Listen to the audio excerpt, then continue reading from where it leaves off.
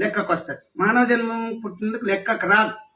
ఎప్పుడు గురువు మార్గదర్శనం వచ్చి ముద్ర కొట్టుకున్నారో అప్పుడే లెక్కలకు వస్తుంది. ఆపదటి నుంచే లెక్కలకు వస్తుంది.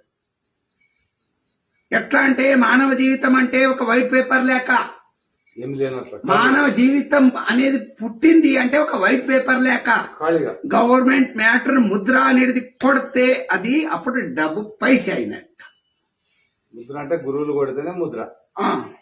గురు మార్గదర్శనంలో పోయి మానవుడు ఎప్పుడు చేరగలుగుతాడో ఆ రోజే ఆ మనిషి ముద్ర కొట్టుకున్నట్టు ఆ మనిషి మానవ జన్మంలోకి లెక్కలకు వస్తాడు. ఆపొద్దే లేదనుకుంటే జీవ జంతువులకు లెక్క. మనిషి జన్మలు పుట్టిన లెక్కలకు ఉండదు. అందుకే 84 లక్ష జీవరాక్షలకు యమశిక్ష.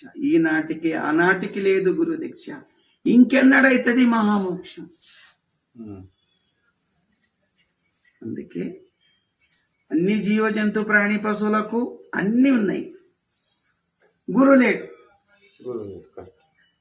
అందుకే గురు కావాలి, అందుకే గురు కావాలి. అట్లున్న చూడు మరి. ఈ విధంగా మానవ జన్మకి ఇచ్చిన సందేశం ఇది. నాకు తెలిసిన మాటకు నేను చెప్తున్నా. కాబట్టి